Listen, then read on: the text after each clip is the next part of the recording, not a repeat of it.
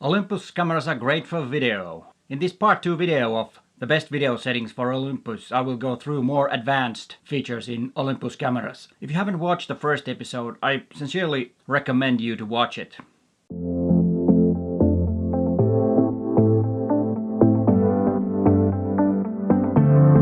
Hi there, I'm Peter Forsgaard, an Olympus Visionary from Helsinki, Finland.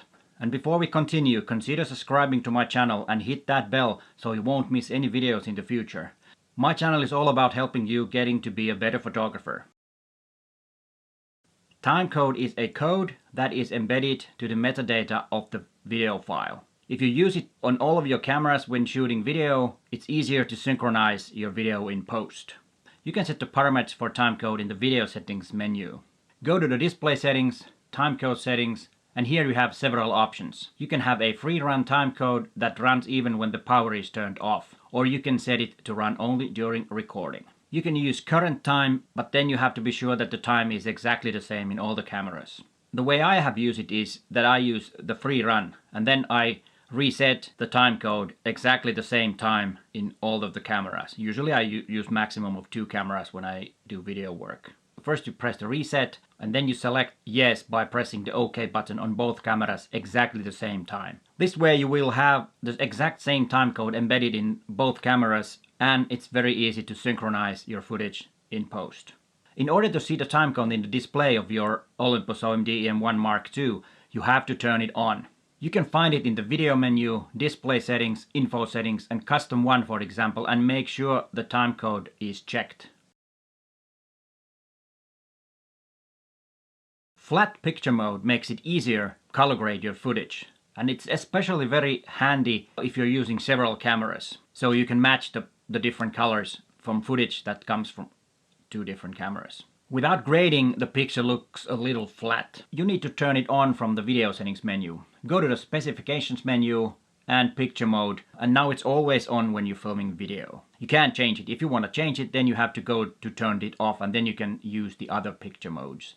Olympus provides a lookup table that can be used in post. Unfortunately, it only works in DaVinci Resolve, so if you're using Premiere Pro, you cannot use it.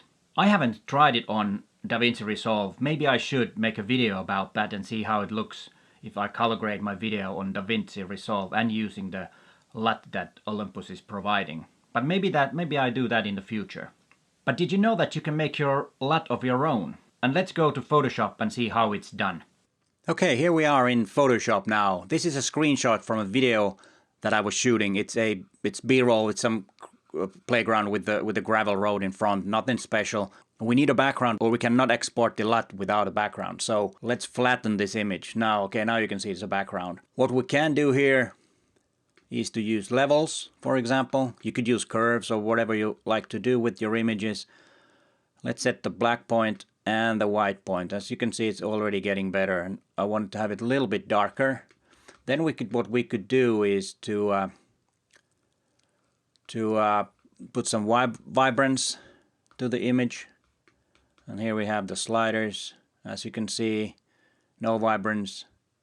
Then to do a little bit so the greens get a little more colorful, and then we could do saturation. We could do a little over the edge so we can see. Okay, now we have just a quick thing. We have vibrance and levels. And then what we do, we go to the export menu in the file and color lookup tables. And here we go. And then you choose the cube, which is compatible with Adobe Premiere. Press OK, and then you can name it. As you see, we already have there a couple of ones. So this one will be number 3. We save it. And that's it. And now we can go back to Premiere.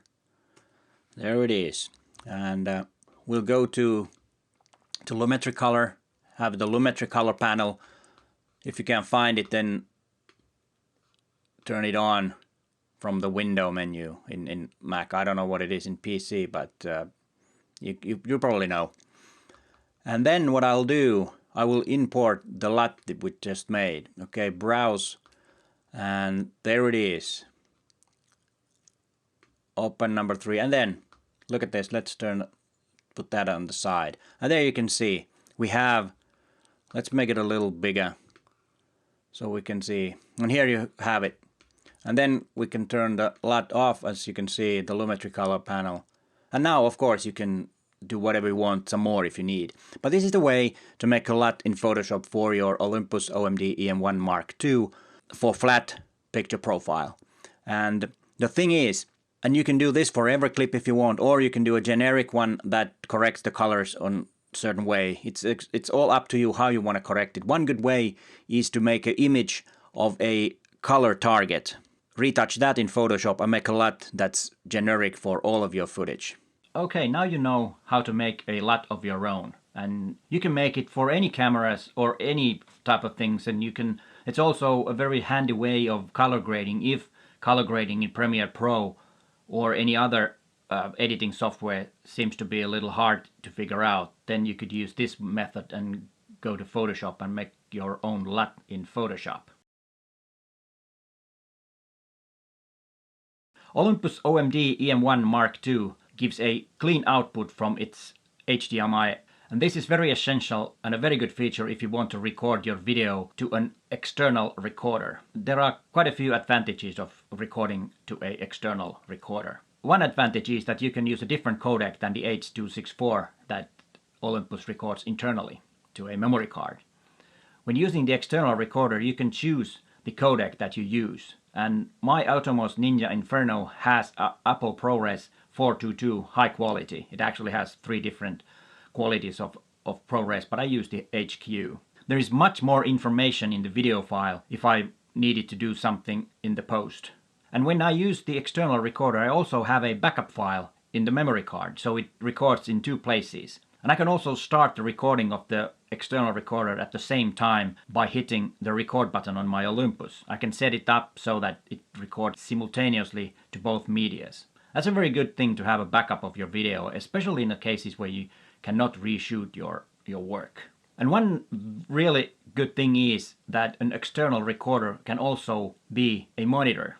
Another very good advantage of having an external monitor or an external recorder is that you can have and see the waveform and the false colors. In the audio menu of the video settings, you can set the recording volume for both the internal mic or the external mic. I mean the default values for the audio levels. If the volume limiter is turned on, your audio won't peak and you won't ruin your audio. PCM recorder link is where you can set the parameters to your audio recorder. The audio recorder can be used totally independent, but it's a very handy way of connecting your Olympus OM-D E-M1 MKII to your LS100 audio recorder, and then you can start the audio recorder from pressing the record button in your camera. So you never forget to start the recording on your LS100. I always use external mics when recording with my Olympus, and that's because the microphone in the camera isn't very good. It's okay if you use 2 cameras and you can have a reference sound to sync your main camera to the other one. Then it's fine. In my Rode VideoMic Pro, you can set the dB level. I usually have it on +20, and then I will control the audio levels from camera. This was the 19th episode of using Olympus. And if you haven't watched the part 1 of video setting series, then please go and watch it. I put the link down in the description of this video. But hey, thanks for watching and bye for now.